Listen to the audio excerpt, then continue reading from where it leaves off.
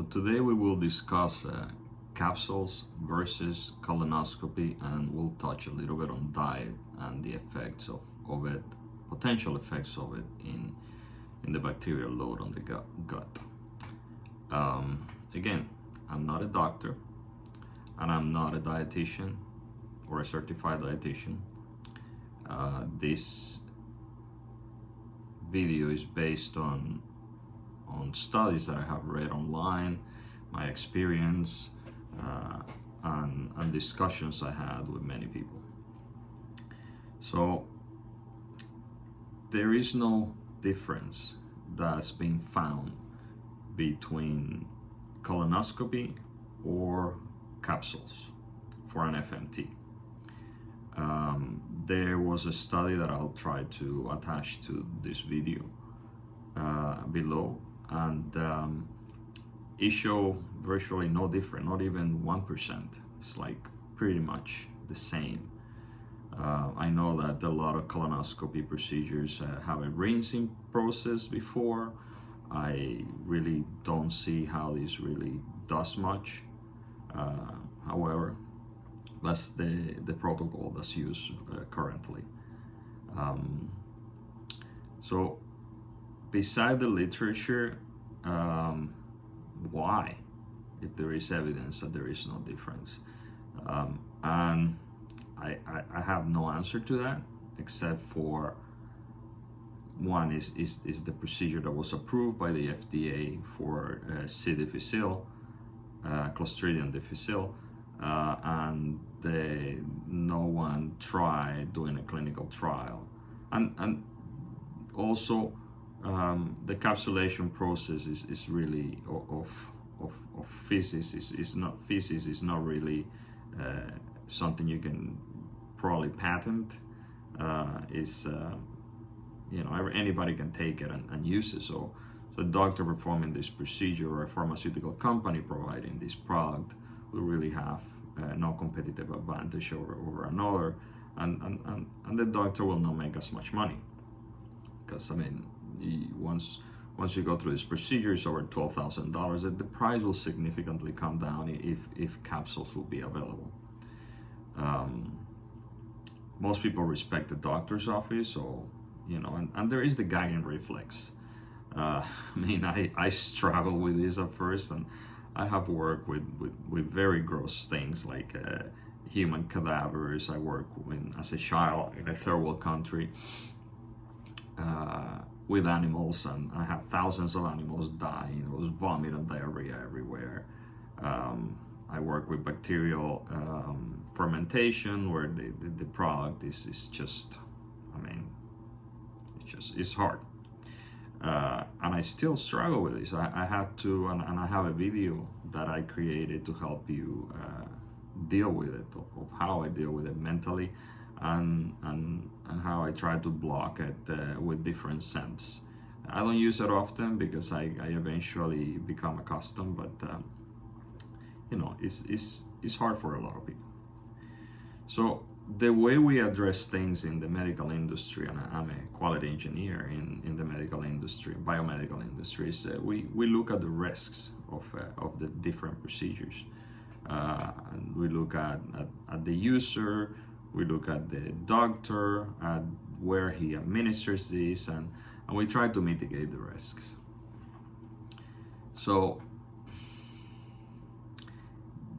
colonoscopy procedures have, and there is a study I also tried to attach here, that they find that within 7 days or more, a number of complications from infections and other damage during the procedure to the colon, because this is a physical introduction of an object into the colon, which may already be damaged, is about 2.3% plus or minus 1.5.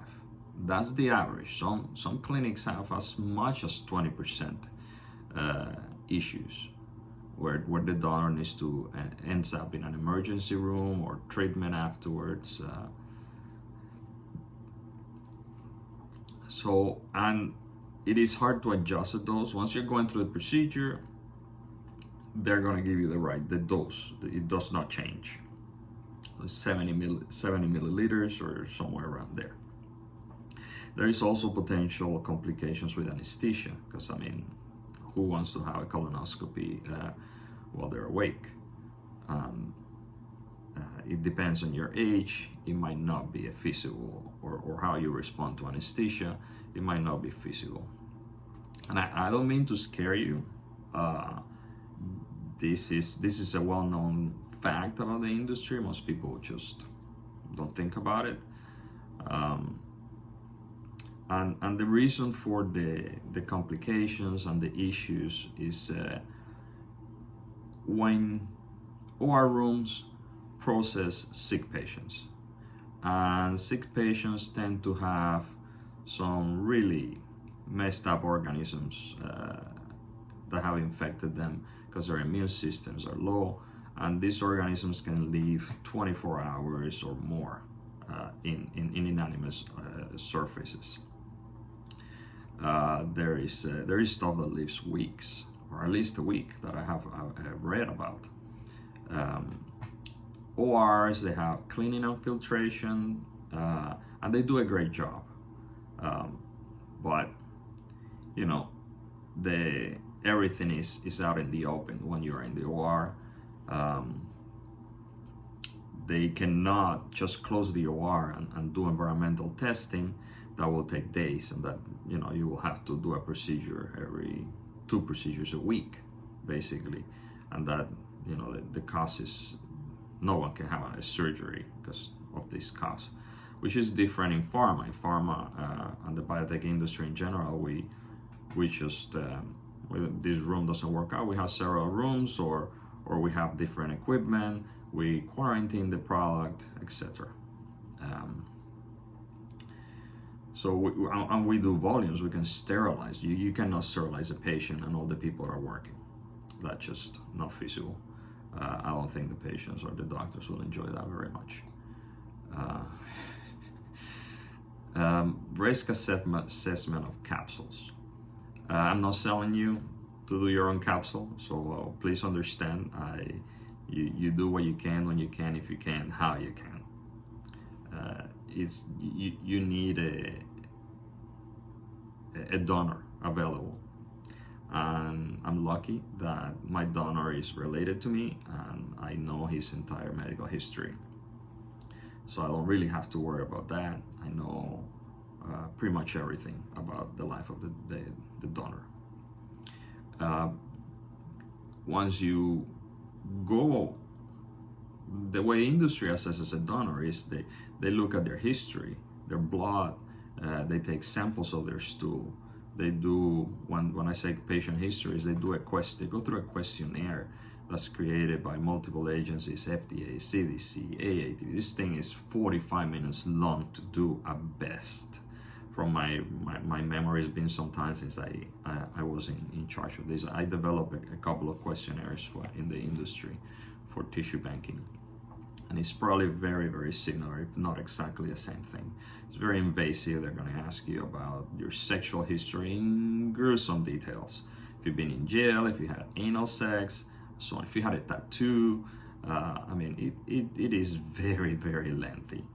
And it's still not 100% effective, because people can lie, they might forget, you know, they might not understand the question. So I'm also lucky in the sample preparation area, because I'm a subject matter expert in preparation processes of aseptic processes, and I can also control my gagging reflex, like I mentioned earlier, through mindfulness and other methods that I did a whole video about. The other advantage of the capsule would be at least in theory, is that you can control the dose. So you can take one capsule, see how that goes, and your reaction should be much lower. And this brings us to diet. Someone sent me several studies where they looked at the fecal matter bacterial load, and they didn't see a significant change using different foods. Now, my comeback to my friend was, when I read the study, is that there low carb diets were not really part of the study. I don't know of any low carb diet study that I seen on the bacterial load, and I suspect that the bacterial type is not going to change. That is very unlikely, but the quantity will. And I mean, the analogy I can use is that you take 1 aspirin versus you take 1,000 aspirins. It's a very big difference. You're still taking an aspirin, but the likelihood that 1,000 is going to hurt you is high. And there is a lot more that we can talk about this, but I want to make this as brief as possible. Now, in regards to ketogenic diets and carnivore diets, there isn't a lot of studies because of, studies are done sponsored by someone. And you can't really patent meat or cheese. So there is not a lot of money to do a lot of these studies, but they've done a lot of studies and they've seen the effect on different conditions that our bacteria cause with these ketogenic diets. And if you want to look at different support groups, I'm a member of one, at least one, that's called the World Carnivore Tribe, and it has well over 50,000 members. So there is and there are books, there is over 100,000 anecdotal evidence and people that does this diet, and they're very healthy, and they go on remission from health issues. Now, the theory behind the low carb, and when I say low carb, I usually mean a high fat animal diet, is 2 things. The first one is that the colon, that's where the bacteria is, and that's where the inflammation starts, and all the issues seems to start happening. That's why FMT is so effective. The colon is made out of collagen. So to rebuild the colon, if you get sick and you go to a doctor, they normally, because you have having leaky gut issue, they normally will recommend you to have broth. And the broth is nothing more than micronutrients and fat. That's pretty much it. Beef broth is what they normally give you or tell you to take. So once you add a lot of collagen to your diet, you tend to seal and improve, because it closes these holes where toxins or bacteria might be leaking into other areas of your body. The second way that works, and I don't know if this is, this is common sense. It's not. I haven't found a study. I haven't done a lot of research in this area. But if you have no sugar in your diet, you're suppressing your bacteria, because bacteria love sugar, so you're not going to have these high quantities of bacteria that have grown out of control in the colon. You will have a lower amount, and by therefore, once you transfer it to somebody else, you have a lower dose. They might have the same bacteria that's affecting you, but in them it might be better control because of the dose is much lower. So if your donor is eating sugar right and left, the likelihood that you might inherit what they have, it could be high, at least in my opinion. Now, bacteria will not die in a ketogenic diet or a carnivore diet. Some people, they don't improve for 6 months. The large majority of people improve within a week to a month, 3 months. Then there is some of them that even 6-9 months later, they finally start seeing especially people with celiac disease, because I mean, I don't know the mechanism of why it takes so long. Could be it's a lot of damage. I mean, for tissue to rebuild itself, and I'm going through this with interstitial cystitis of the bladder, where the pain disappeared on day one, within 2 hours or less, but the discomfort of the bladder still remains, because the bladder is being damaged very likely by whatever toxins it's now improved within 10 days, but normally for tissue to regenerate itself, if you break a bone, it takes close to 3 months. In a carnivore diet, it takes less than half that, 4 to 6 weeks.